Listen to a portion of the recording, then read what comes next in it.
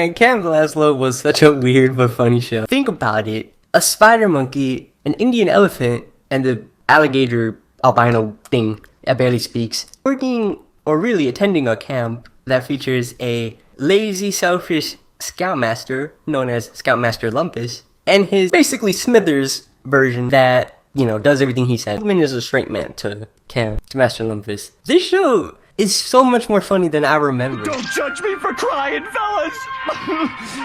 Don't you dare judge me! And one of the main things that I remember as a kid watching the show was how similar it was to Spongebob. Well, with the sound effects and even character personalities a little bit. You know, Spongebob and Lazlo. He got like Slinky and Smithers. I know that's from a completely different show. But my point is that it was very similar to other shows at the time. And given that this show doesn't get talked about a lot, it made me more curious to watch it. And once I did, I laughed myself. The characters, although are very similar to other characters, work wonderfully off each other and are hilarious. I've also noticed that there's a lot more torture porn of the character Edward. Like, I'm talking not just torture porn, like dark torture porn. There's an episode where his family straight up says, "I can't believe we're related and you're such a disappointment." Can you bring any more shame to our family? I can't believe we're related. Also, making one of the characters homosexual. Oh, Edward, honey, fashion diapers are so last year. They don't say, but it's obviously implied. And then there's another one where Edward, like, needs a friend, but then he sees two friends and he literally says, Okay, now I'm depressed. yeah, then we get Edward breaking down because Lazlo tells Edward about a fairy tale, only to get the fairy tale wrong and being told by Slinkman that it's actually a curse, which leads to Edward breaking down to Slinkman.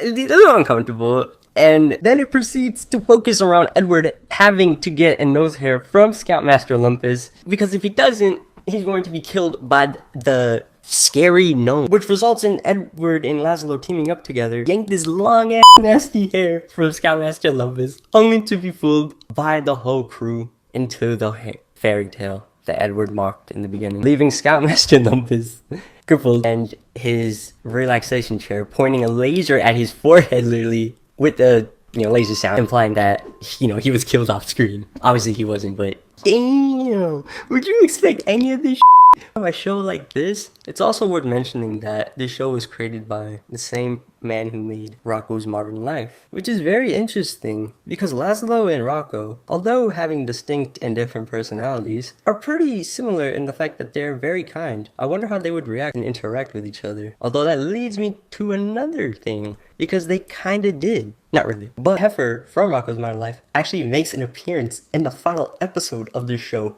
Although not referred to him as himself, he still looks similar and is even voiced by the same person. Because it's implied that Scoutmaster Lumpus wasn't even a Scoutmaster this whole time, and he was just some crazy lunatic that locked Heifer in the basement and took his, Scoutmaster position. And all of this was unraveled at the final episode. There's nothing else after this. This is often regarded as one of the weirdest and darkest cartoon endings, because it is, implying what Scoutmaster Lumpus could have done. And it's obviously implied that he's an incompetent Scoutmaster. God knows what else he would have done. But yeah, this show doesn't get talked about enough, and I really think it does. You should go check it out if you haven't. Also, one of the characters' names is Raj, which is also part of my name. I just think it's really funny, because it's also a show that you wouldn't expect to even be entertaining, let's be honest. But it ended up being a lot more funny than I remember, at least. One of my favorite episodes is the go-kart episode, or the one with the comet, or a handful. Per show like this, it got around and did quite a good job. It's a shame it doesn't get talked about more, because it, my opinion, at least as an hour watching, it definitely deserves it. When rewatching this show,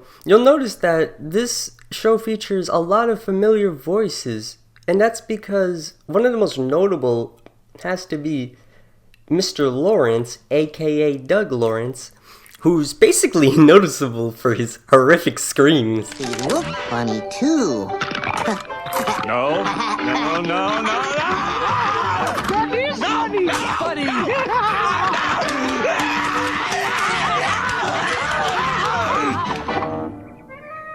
Which you'll notice right off the bat from watching the show, as he voices 3 characters. Let me know if any of you guys remember watching this show or don't, because I encourage you guys to check it out. It's a lot more funny than you think. I have it on the show on YouTube now, I'll tell you that for damn sure.